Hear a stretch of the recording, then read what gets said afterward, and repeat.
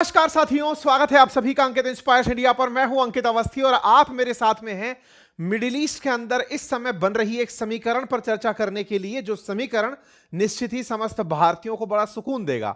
सुकून इसलिए कि ये जो प्राणी आप देख रहे हैं, जिसका नाम है अर्दगन, जो तुर्की का राष्ट्रपति है, ये पाकिस्तान के साथ मिलकर के भारत विरोधी जितने बयानों के लिए जाना जाता है, आजकल ये उतना ही जहरीला इजराइल के लिए भी हो रखा है। तो एक तरीके से अर्दगन का जो भारत से नफरत है वो इजराइल के साथ भी चल रहा है, और ऐसे में दुश्मन का दुश्मन दोस्त होता है, अगर उस बात को माना जाए तो इजराइल इसका इलाज करने निकल पड़ा है। तो आइए आज इजराइल के द्वारा इनके इलाज में क्या तैयारी की जा रही है उसकी चर्चा डिटेल में करते हैं, यह जानते हुए कि तुर्की नाटो अलाई है, यानी कि यह अमेरिका का वो संरक्षण प्राप्त, आशीर्वाद प्राप्त देश है जिस पर अगर हमला हुआ तो बाकी बचे 31 देश एक साथ आ जाएंगे। यानी कि यह वो देश है जिसकी हिफाजत करने के लिए अमेरिका बीच बचाव करने चला आएगा। उस देश के लिए इजराइल कुछ प्लानिंग कर रहा है। हालांकि इस प्लानिंग के लिए इसे रोका जा रहा है, लेकिन इजराइल उसकी भी नहीं मानता, जिसमें अमेरिका खुद बैठाकर अपना काउंटर सेंटर बनाकर चल रहा हो। कतर तक पर जब गोला फेंक सकता है, उसके बाद से तुर्की को अपने खिलाफ होती चीजें नजर आ रही हैं। इसी चलते तुर्की को अभी नाउ ए डेज, रिसेंट डेज के अंदर इजराइल ने अपना 8वां दुश्मन करार दिया है, डेंजरस उसको कंट्री अपने लिए माना है। और इसका इलाज करने की प्लानिंग में इन्होंने हाल ही में 3 देशों के साथ, ग्रीस और साइप्रस मिलकर के इनके खिलाफ एक जॉइंट फोर्स बना रहे हैं। आज के सेशन में इस जॉइंट फोर्स की बातचीत को जानेंगे कि क्या इनको पाकिस्तान से दोस्ती ज्यादा महंगी पड़ी या भारत से दोस्ती, दोनों के भारत से दुश्मनी, क्योंकि अल्टीमेटली इनके मित्रता को ये भारत के खिलाफ यूज करते आए हैं। और ऐसे में कश्मीर का मसला हो या ऑपरेशन सिंदूर, उन दोनों ही स्थिति में तुर्की ने हमेशा पाकिस्तान का साथ दिया है। और इस बार तो ऑपरेशन सिंदूर में तुर्की के ड्रोन्स भारत पर चलाए भी गए थे। हालांकि भारत से उम्मीद थी कि यह तुर्की के खिलाफ कोई बड़ी कार्रवाई करेगा। हालांकि भारत ने तुर्की के साथ अपने काफी सारे व्यापारिक रिश्तों को किनारे कर दिया। खैर, उन पर हमने डिटेल में पहले भी चर्चाएं की है। फिलहाल के लिए सबसे बड़ा जो सवाल दुनिया के बीच में है वो ये कि नेतन्याहू ने जिस कतर में अमेरिका ने अपना सेना का अड्डा बनाया हुआ था उस पर हमला कर लिया था, वो तो सब चल गया, लेकिन जिसको नाटो का संरक्षण प्राप्त हो उस देश पर इजराइल क्या एक्शन ले सकता है? क्या अमेरिका उसे रोकेगा नहीं कि भाई रुक जाओ, ऐसा मत करो कि यार जिस हमारे ऊपर से ट्रस्ट खत्म हो जाएगा लोगों का। तो नेतन्याहू को बुलाया गया है अमेरिका कि आ जाओ भाई, एक बार तसल्ली से समझ लो हम क्या चाहते हैं, जान लो, और उसके बाद कुछ एक्शन लेना। ठीक है, चलिए इन सारी बातों पर विस्तार से चर्चा करेंगे। पहले मैप के माध्यम से कुछ बेसिक जानकारी जान लेते हैं और फिर हम आगे बढ़ेंगे। देखो, ये जो आप मैप देख रहे हैं, मिडिल ईस्ट का जो मैप है, इसको पहले भूमध्य सागर से समझिए, मेडिटेरेनियन सी से। मेडिटेरेनियन सी के उत्तर की तरफ पड़ता है देश जिसका नाम है तुर्की, दक्षिण की तरफ पड़ता है अफ्रीका, पूर्व की तरफ पड़ता है एशिया। ये जो लेबनान करके आपको देश दिखाई दे रहा है, इजराइल करके ये जो देश दिखाई दे रहा है, ये सब वो चिर परिचित देश हैं आपके लिए, जो कि मेडिटेरेनियन सी के पूर्व में स्थित देश हैं। अच्छा, तुर्की के दक्षिण में एक छोटू सा देश यहां पर भी आपको दिखाई दे रहा होगा। अगर मैप को जूम कर पाए तो आप समझ पाए कि इस देश का जो नाम है, ये वाला जो देश है, ये देश है साइप्रस। ये साइप्रस नाम का जो कंट्री आपको यहां दिखाई दे रहा है, इसके साथ में एक देश यहां पर लगा हुआ है, इसका नाम है ग्रीस। तो असल मायने में तुर्की के सामने साइप्रस और ग्रीस है, और यहां पर आपको यह वाला देश इजराइल दिखाई पड़ रहा है। प्लानिंग क्या चल रही है इन दिनों? प्लानिंग यह है कि ग्रीस, साइप्रस और इजराइल मिलकर के इसकी बाउंड्री सेट कर रहे हैं। तुर्की को थोड़ा और मैप में अच्छे से समझ लीजिए। तुर्की जिस जगह बैठा हुआ है, यहां से ऊपर की तरफ है ब्लैक सी, और जब ब्लैक सी की बात हो रही हो ना, तो ब्लैक सी रूस के लिए बहुत मायना रखता है।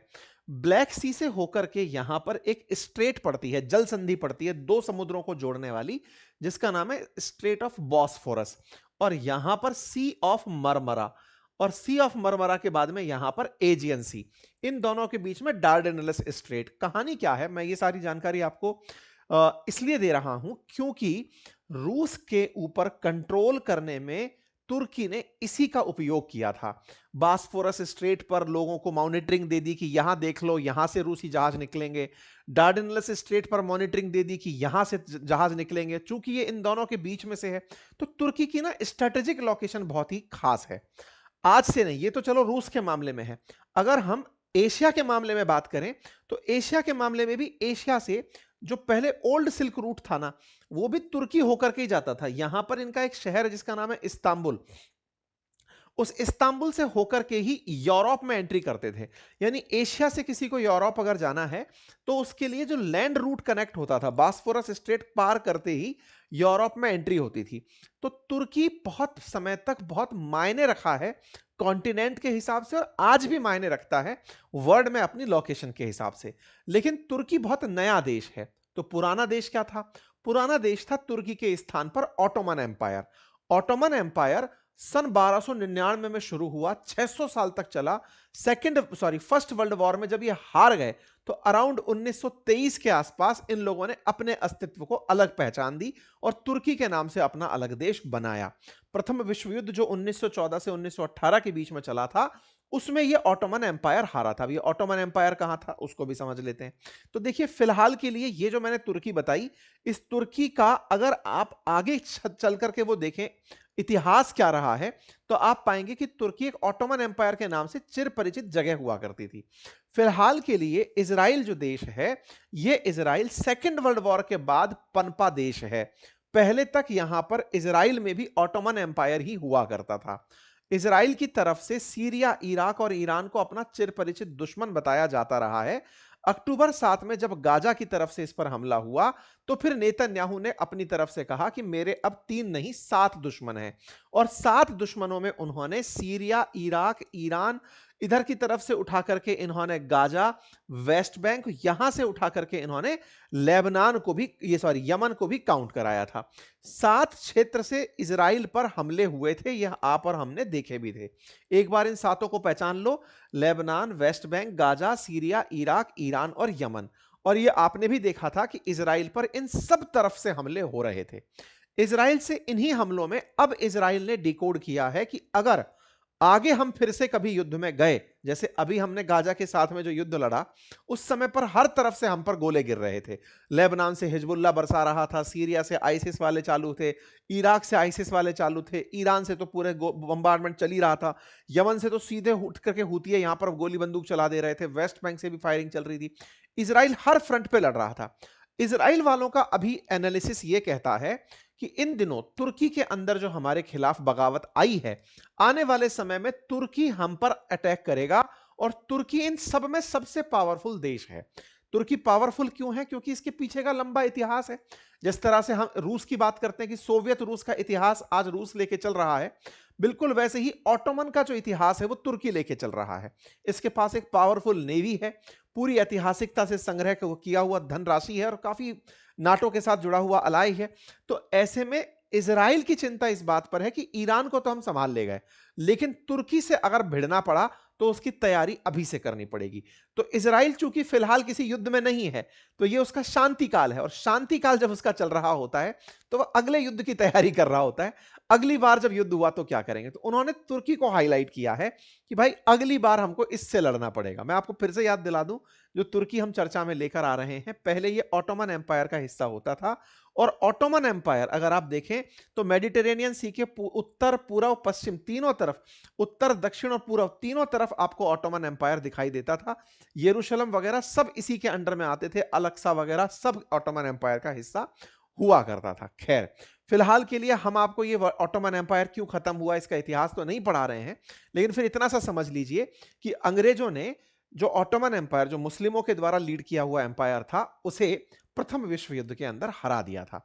जब उसे हरा दिया तो फिर इनके क्षेत्रों पर आक्रमण हुआ, इनके क्षेत्रों पर कब्जे हुए। उन्हीं कब्जों में से इजराइल नामक देश निकल करके आया था, जो कि सेकेंड वर्ल्ड वॉर के अंदर एक नए देश के रूप में पहचान प्राप्त किया था। फिलहाल के लिए तुर्की और इजराइल के बीच के संबंधों की अगर हम बात करें तो ऑटोमन एम्पायर जब खत्म हो गया तो उसके बाद तुर्की नामक एक देश बचा, और वो इजराइल के शुरुआती उन देशों में मित्र के रूप में सामने आया जो मुस्लिम देश होते हुए भी इजराइल को मान्यता दिया था। तो इजराइल को मान्यता देने वालों में तुर्की पहला मुस्लिम बड़ा देश था जिसे काउंट किया जाता है। इतना ही नहीं, इसको इसलिए भी जाना जाता है कि इसने कभी जूस की, यहूदियों की जान भी बचाई थी। तो तुर्की जो है वो यहूदियों के लिए हमेशा शुरुआती दौर में एक सॉफ्ट कॉर्नर के रूप में रहा। तो आप इसका अगर इतिहास उठा करके जाने तो आप जानेंगे कि 1948 में इजराइल बनता है, तो 1949 में तुर्की वो देश बना जिसने फॉर्मली इसे रिकॉग्नाइज किया। फिर 1950 में इन्होंने डिप्लोमेटिक मिशन अपना तेल अवीव में खोला। यह शुरुआती वो दौर था जिस समय पर इजराइल के प्रति तुर्की बड़ा लिबरल था, यानी कि यह दिखा रहा था कि हम धर्म को लेकर लड़ने वाले देशों में से नहीं हैं। जब इजराइल ने स्वेज कैनाल पर कब्जा कर लिया, उस समय इन लोगों के बीच में हल्की फुल्की खटास आई। धीरे धीरे इन्होंने जब खटास को दूर किया, फिर से दोनों के बीच में एक दूसरे के प्रति प्यार बढ़ने लगा। प्यार बढ़ने लगा, लेकिन 1967 में फिर से इजराइल ने बहुत सारा एरिया, अरब टेरिटरी का कब्जा कर लिया। इस पर तुर्की नाराज हो गया। तुर्की नाराज हुआ। इस बात पर इन्होंने और नाराजगी तब जाहिर करी जब जूस ने जेरूशलम की अल अक्सा मॉस्क में आग लगा दी। तुर्की उसके बाद में नाराज होकर के 1975 में फिलिस्तीन को एक देश के रूप में मान्यता दे देता है, फिलिस्तीन लिबरेशन ऑर्गेनाइजेशन को रिकॉग्नाइज कर देता है। तुर्की डिप्लोमेटिक तरीके से अपना रिप्रेजेंटेटिव एम्बेसडर लेवल तक 1980 में यहां पहुंचाता है। बाद में इजराइल के द्वारा जब यरूशलेम पर कब्जा होता है और यरूशलेम को अपनी कैपिटल बताई जाती है, तो फिर तुर्की फिर से नाराज हो जाता है और इजराइल को अपने से दूर करने लगता है। 1986 के अंदर इन्होंने अपने डिप्लोमेटिक रिप्रेजेंटेटिव्स को अपग्रेड किया, लेकिन 87 के अंदर पैलेस्टाइन के अंदर इजरायली ऑक्यूपेशन को लेकर जब विरोध होने लगा, तो इन्होंने फिलिस्तीन का साथ देना शुरू कर दिया। मतलब ये हमेशा ढुलकने लोटे की तरह लुढ़कते रहे। तुर्की फिर बाद में 88 में आकर के प्रॉपर तरीके से पैलेस्टाइन को मान्यता दे देता है। पहले पीएलओ को देता है 1975 में, 88 में जाकर के फिलिस्तीन को मान्यता दे देता है। इसके बाद में मिडिल ईस्ट के अंदर थोड़े दिन की लड़ाई झगड़े चलते हैं। 91 में फिर से दोनों के बीच में समझौता हो जाता है। कुछ इस तरह से दोनों के बीच में एग्रीमेंट डिसएग्रीमेंट चलते रहे। वर्ष 2000 जब आना शुरू हुआ, उसके बाद में घटना घटी 2010 की, जिसको सबसे बड़ा संकट आज तक माना जाता है इजराइल और तुर्की के रिश्ते में। कहा जाता है एक तुर्की का जहाज था जिसका नाम मावी मरमरा था। वो जब समुद्र में तैरते हुए इजराइल की तरफ आ रहा था, तो इजरायली कमांडोज ने गाजा की नाकाबंदी तोड़ने के प्रयास में, क्योंकि इन लोगों ने क्या कर रखा है, गाजा को चारों तरफ से पानी में भी समुद्र के अंदर इजरायली फोर्सेस रहती है। तो एक बार तुर्की का एक जहाज मावी मरमरा करके गाजा की इनकी नाकेबंदी तोड़कर गाजा जा रहा था। इजरायली कमांडोज ने चढ़ करके उस पर हमला कर दिया। उससे हमला होकर के कुछ 10 तुर्की कार्यकर्ता उसके अंदर मारे गए। इसके मरने पर तुर्की और इजराइल के संबंधों में भयंकर डिके हुआ। इतना डिके हुआ कि इसके बाद में नेतन्याहू को इसके लिए माफी तक मांगनी पड़ी कि सॉरी भाई, मारना नहीं चाहिए था, पकड़ के छोड़ देना चाहिए था, तुम नाकेबंदी तोड़ रहे थे। ये बिल्कुल वैसे ही है जैसे ग्रेटा थनबर्ग लेकर जहाज घुसी थी ना कुछ दिन पहले। अगर इसराइल वालों से ज्यादा 3-2-5 होता तो मावी मरमरा रिपीट हो जाता। मतलब इस तरह की हरकत हो गई। 13 से 16 के बीच में ओबामा इनको बिठाते हैं, जैसे अभी ट्रंप बिठाते हैं ना, ऐसे ओबामा इन्हें बिठाते हैं और इनके बीच में सुलह कराते हैं। सुलह करा करके नेतन्याहू से सॉरी बुलवाते हैं, सॉरी बोलो। जैसे कतर के केस में अभी बुलवाया। नेतन्याहू को आदत है, पहले सॉरी बोलते हैं फिर उसके बम लगा देते हैं। तो इस तरीके से इन्होंने सुलह करवाने की कोशिशें की। लेकिन उसके बाद में मावी मरमरा इंसिडेंट को लेकर के बार बार इजराइल से इनके कलह चलते रहे। 2010 तक भी, मतलब आप सोचिए 2013 में भी मावी मरमरा पर इजरायली पीएम से इन्होंने रिग्रेट बुलवाया है, और तो और पैसे तक लिए हैं कि भाई मावी मरमरा में जो लोग मरे थे उनके हिस्से के पैसे दो हमें, तब जाकर के हम कुछ बातों को लेकर के नॉर्मलाइज करेंगे। $20 मिलियन का इन्होंने मुआवजा वसूला तुर्की वालों ने कि तुमने जो लोग मारे उनके पैसे दो हमें। खैर, नेतन्याहू को तुर्की के साथ में दिक्कत तब बढ़ने लगी जब ये 7 अक्टूबर वाला मामला हुआ। असल में तुर्की और इनके बीच में सब कुछ ठीक सा होने लगा था, लेकिन 7 अक्टूबर 2023 को अर्दगन खुलेआम हमास के हमलों को ठीक ठहरा दिए। असल मायने में उन्होंने पहले तो 7 अक्टूबर की घटना पर अपनी तरफ से प्रतिक्रिया देते हुए शांति की अपील की, लेकिन जब इजराइल गाजा पर हमले करने उतरा तो ये इजराइल के खिलाफ और गाजा के समर्थन में आ गए। जब इस तरह की हरकत होने लगी 21 अक्टूबर को, तो इन्होंने साफ-साफ वार्न करना इजराइल को शुरू कर दिया था 2023 में। इस बात से इजराइल नाराज हो गया। इजराइल को समझ में आया कि अब तक तुर्की को हम मनाते आ रहे थे क्योंकि अमेरिका कहता था कि नाटो कंट्री है, झगड़ा मत करो। लेकिन अब इस तरह से अगर आगे बढ़ते गए तो फिर तो मसले फैलते चले जाएंगे। ऐसे में अर्दगन इजराइल को लगातार, क्योंकि अर्दगन को यह पता है कि चूंकि मैं नाटो कंट्री हूं तो मुझे तो बचाने अमेरिका चला आएगा। ऐसे में वो खुलेआम इजराइल को धमकियां देते आ रहे थे और ऐसे में इजराइल ये मानते हुए कि मैं नाटो के साथ अभी लड़ाई नहीं लड़ूंगा, वो तुर्की को साइड में किए चल रहा था। अर्दगन इजराइल को वार्न किए पड़े हैं, दोनों एक दूसरे के पीछे खींचातान कर रहे हैं। हर बार खबरें देखोगे तुर्की के अर्दगन ने वार्न कर दिया इजराइल को, अर्दगन वार्न तुर्की, हर जगह मतलब अर्दगन वार्न इजराइल, ये सब जी है ना, सब जगह आप यही समझेंगे कि हर जगह एक ही बात, Erdogan accuses Israel of intending to invade Turkey. ये तमाम चीजें इस तरह से कि भाई पहले तो इनको कहा गया कि तुम मान जाओ, नहीं मानोगे तो हम तुम्हारे खिलाफ एक्शन लेंगे। ऐसे में तुर्की ने अपने खिलाफ भी कुछ हरकतें ऐसी देखी कि जब ये जाकर कतर में गोला छोड़ सकता है तो ये तो हमारे ऊपर भी छोड़ सकता है। इस बात को लेकर के इन लोगों ने एक भय का माहौल तैयार किया खुद के देश में, मुस्लिम वर्ल्ड के देशों में। तुर्की ने अपने साथ लोगों को जुटाना शुरू किया। मतलब इस तरह की हरकत हो गई कि उसने प्रॉपर तरीके से अर्दगन के खिलाफ मोर्चा खोल दिया। उल्टा इस तरह से हुआ कि अर्दगन ने इजराइल के खिलाफ मोर्चा खोल दिया। तुर्की ने बकायदा इजराइल के खिलाफ 52 देशों से मिलकर के इस पर आर्म्स एम्बार्गो लगवाने का प्रयास किया कि कोई इसको हथियार नहीं बेचेगा। दोनों देशों के बीच में तब और ज्यादा रार बढ़ गई जब इजराइल ने हमास के लीडर्स को मारना शुरू किया। तो ये खुलेआम आकर के हमास के समर्थन में पोस्ट करना शुरू कर दिए। तुर्की ने प्रॉपर तरीके से वो सारे प्रयास किए जो गाजा में वो कर सकता था। अर्दगन का जो ये ताजा ताजा रूप निकला है, ये उनके पुराने खलीफेट की याद दिलाता है। मतलब ये चाहते हैं कि फिर से ये मुस्लिम देशों के लीडर बनकर बाहर आए। इन लोगों के बीच की राइवलरी को खूब इतिहास में हमने देखा है, पिछले 2-3 सालों के अंदर ये तमाम चीजें निकल कर आई। बातें और बढ़ती हुई तब चली गई जब हाल ही के समय पर, जब आपने देखा होगा कि इजराइल और गाजा के बीच मामले बढ़ते जा रहे थे और इजराइल कतर में या दुनिया के और देशों में अपने खिलाफ लोगों को टारगेट कर रहा था। उसी बीच में तुर्की ने इनके साथ अपने सब तरह के रिश्ते तोड़ दिए। इन्होंने कहा कि हमारे एयर स्पेस को हम इजराइल के लिए बंद कर रहे हैं, हमारे शिप्स को अब वहां नहीं जाने देंगे, हम पूरी तरह से इनके साथ सारे ट्रेड रिश्ते तोड़ रहे हैं। तो तुर्की ने असल मायने में इजराइल के साथ अपने सारे ट्रेड रूट्स खत्म कर दिए। ना जहाज आकर के एक दूसरे की जगह रुकेंगे, एयर स्पेस बंद कर दिए गए। मतलब एक ऐसी हॉस्टाइल सिचुएशन इन दिनों पैदा हो चुकी है इन दो देशों के बीच में, जैसे कि हमास से लड़ाई नहीं हो रही थी, तुर्की से हो रही थी। तुर्की इतना ज्यादा खुलेआम हमास के समर्थन में खड़ा था, गाजा के समर्थन में खड़ा था, कि उसने इजराइल के साथ सब तरह के संबंध तोड़ दिए। यही कारण है कि इजराइल ने तुर्की को अब अपने लिए 8वां एनिमी मान लिया है, यह मानते हुए कि इस बार तो कुछ हुआ नहीं, अगली बार हो सकता है तुर्की से गोले चलें। इसके पीछे का बड़ा रीजन भी है। बड़ा रीजन यह है कि कतर में भी तो हमास के आतंकी जाकर छुपे हुए थे, जिनको मध्यस्थता के नाम पर बुलाया गया था कि आओ बातचीत कर लेना। तुर्की में भी वो लोग जाया करते थे, इस्माइल हानिये वगैरह तुर्की की यात्रा पर भी आप लोगों ने देखा है। ऐसे में तुर्की को यह डर था कि कल को जो कतर में हुआ वो तो हमारे देश में भी हो सकता है। मतलब कि इजराइल उठा करके तुर्की में बैठे किसी हमास के लीडर को टारगेट कर सकता है, क्योंकि नेतन्याहू ने तो वर्ल्ड को कह ही दिया था कि दुनिया में गाजा से निकले हमास के आतंकी जहां भी छिपे हैं मैं उनको ढूंढ ढूंढ कर मारूंगा। तो ऐसे में तुर्की के अंदर यह भय का भाव भी था कि हमारी बेइज्जती हो जाएगी, इससे बेहतर है कि मैं अपने आप को दुश्मनी में ही डाल दूं। और दूसरा, खुद के अंदर वो लीडरशिप की चाह भी थी कि सबको लगना चाहिए कि देखो मैं गाजा के लिए कितना संघर्ष कर गया। कुल मिलाकर के इन लोगों ने कतर का जो मामला हुआ उसके बाद से तुर्की को भी अपना शत्रु समझ लिया है।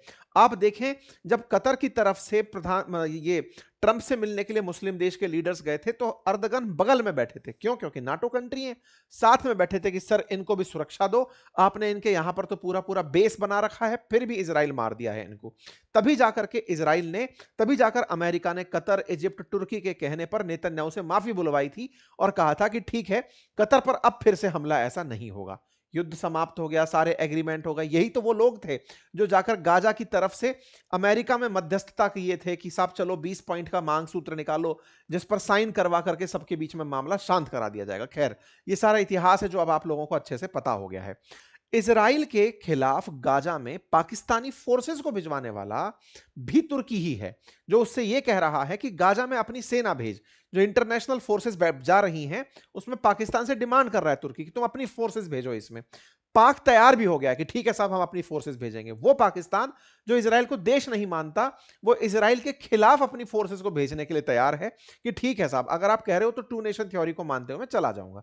मतलब इतना मसाला अब इकट्ठा हो चुका है ना कि इजराइल के तुर्की के खिलाफ इजराइल को खूब सब कुछ पता है, और तुर्की को इजराइल के खिलाफ, इजराइल को तुर्की के खिलाफ खूब सारी चीजें पता है। अब ये आदमी क्या शरारत कर रहा है पीस टाइम में, अक्सर जब ये युद्ध नहीं कर रहा होता तो युद्ध की तैयारी कर रहा होता है। अब ये क्या कर रहा है भाई साहब, इसने बकायदा तुर्की के दुश्मनों को तलाशना शुरू किया कि तुम आओ बैठो, बैठ करके बातचीत करते हैं।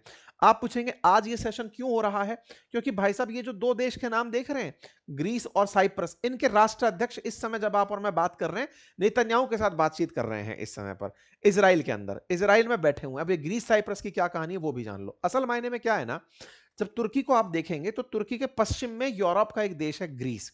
ग्रीस के ना इस पूरे के पूरे एजियन सी में बहुत छोटे छोटे आइलैंड्स हैं। उन आइलैंड्स में बहुत सारा तेल का भंडार है। तुर्की उन आइलैंड्स को अपना मानता है। वो कहता है कि ये छोटे आइलैंड पानी के आधार पर मेरे हैं, ये कहता है मेरे हैं। इस बात को लेकर दोनों बहुत लंबे समय से झगड़ रहे हैं। दोनों के बीच में कई बार राइवलरी इतनी हुई है कि ग्रीस वाले इस पर गोला छोड़ने के लिए, दुनिया वाले इनको शांत कराने के लिए आए हैं।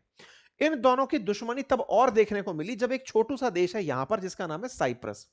इस साइप्रस के अंदर लगभग 80% ईसाई रहते हैं, 20% मुसलमान रहते हैं। साइप्रस 1970s के आसपास, 74 के आसपास आजाद होता है। यूके वाले यहां से निकल कर जाते हैं और यहां पर 74 में, मतलब 70s के आसपास आजाद होता है। और उस समय पर यहां पर जो आबादी रह रही है ना, उसकी 20% आबादी जो कि मुसलमान है, वो तुर्की के कहने पर अपना कब्जा स्थापित करना चाहती है पूरे देश पर। वाइस वर्सा, साइप्रस में 80% जो ईसाई हैं वो ग्रीस के कहने पर साइप्रस पर कब्जा करने निकल पड़ते हैं। दोनों के बीच युद्ध होता है, यूएन इनके बीच में मध्यस्थता कराने आता है। साइप्रस जो एक कंट्री है वो दो देशों की वजह से आपस में बटा हुआ था। तो तुर्की ने अपने मुस्लिमों को बोल करके इसके 20% हिस्से पर कब्जा कर लिया। तो ये जो साइप्रस है ना, ये साइप्रस पर इजराइल के साथ ही रहा है। तो देखो इजराइल क्या कर रहा है, इधर साइप्रस इधर ग्रीस, इन तीनों को मिलाकर के इसके खिलाफ अब एक कर रहा है। 1974 में साइप्रस का जब युद्ध हुआ तो निकोशिया जो फिलहाल इसकी राजधानी है, उसके ऊपर का जो एरिया है ना, जो तुर्की के साइड वाला है, उसको तुर्की ने कब्जे में ले लिया। मैं जो आपसे कह रहा था साइप्रस आजाद हुआ था वो 1960 में आजाद हुआ था, ठीक है। अच्छा, और दक्षिण वाला जो हिस्सा है साइप्रस का, इस साइप्रस वाले इस हिस्से को ग्रीस वालों ने अपने कंट्रोल में ले लिया। इस तरीके से मतलब कंट्रोल में ले लिया है वो देश आज भी, लेकिन माहौल वो जिसका मानता है वो ग्रीस का मानता है। तो ये नीचे वाला जो हिस्सा है ना, ये ग्रीस का समर्थक है, इजराइल का समर्थक है, और जो ऊपर वाला हिस्सा है ये तुर्की समर्थक हिस्सा है, तुर्की का ही एरिया समझकर आप इसे चलें। अच्छा, तो ऑटोमेटिक अब ये समझ में आ गया जिसका एरिया चला गया हो वो तो नेचुरल दुश्मन हो गया, जिसको युद्ध लड़ना पड़ गया वो नेचुरल दुश्मन हो गया। इजराइल तो खुद ही मान रहा है कि तुर्की दुश्मन है हमारा। तो ऐसे में इन सब चीजों को मिलकर के जो माहौल बनता है वो ये कि इजराइल इन सबको एक साथ लेकर आ रहा है। आपने देखा होगा भारत भी यही सारा काम किया था तुर्की को पनिशमेंट देने के लिए। भारत ने भारत के प्रधानमंत्री बकायदा साइप्रस गए हैं इस साल, जब तुर्की ये सारी हरकत किया। हम लोग यहां की यात्रा किए हैं, हमारे विदेश मंत्री यहां की यात्रा पर गए, साइप्रस वालों को हमने अपने देश में बुलाया है, बकायदा बातचीत हुई है। सेम यही हमारी ग्रीस के साथ भी बातचीत हुई है। तो कुल मिलाकर जो भारत स्ट्रेटेजी अपना रहा था साइप्रस और तुर्की, उसको ग्रीस को साथ लेकर चलने की, वही काम अब इजराइल कर रहा है। इसी काम को करते हुए ग्रीस और साइप्रस तुर्की को अपना दुश्मन मानते हुए इजराइल के साथ जा रहे हैं। यह खबर शुरुआत में निकलती है, तुर्की ने इस बात के लिए इन दोनों को धमकाया भी कि तुम लोग क्या मेरे खिलाफ एक होने की सोच रहे हो। नेतन्याहू कह रहे थे हां सोच रहा हूं। यह खबर निकलकर आती है कि तुर्की को काउंटर करने के लिए इन दोनों देशों को साथ लेकर बैठा जा रहा है। इनके खिलाफ अर्दगन इस बात को समझ करके इन तीनों को धमका रहे हैं कि तुम ऐसी कोई हरकत नहीं करोगे जिससे युद्ध की स्थितियां पनपे। लेकिन ये भाई साहब तैयारी में लगे हुए हैं। जब मैं ये बात बोल रहा हूं तैयारी में लगे हुए हैं, तो आप यहां पर देख सकते हैं 22 तारीख की शाम आज साइप्रस के जो प्रेसिडेंट हैं वो इजराइल में उतर चुके हैं। और यहां पर थोड़ी ही देर बाद में आप देखते हैं कि यहां पर ग्रीस के जो पीएम हैं उनका भी आगमन हो जाता है, ग्रीस के प्रधानमंत्री का नेतन्याहू से मुलाकात करते हुए। कुल मिलाकर नेतन्याहू ने ग्रीस और साइप्रस को साध लिया है, साथ बुला लिया है। नेतन्याहू इस बात वो अर्दगन इस बात से चिढ़े पड़े हैं कि यार तुम लोग सब मेरे खिलाफ ऐसा क्यों कर रहे हो? तो भाई साहब जैसा बीज बोओगे वैसा फल काटोगे और भारत इन लोगों के साथ है ये सबको पता है।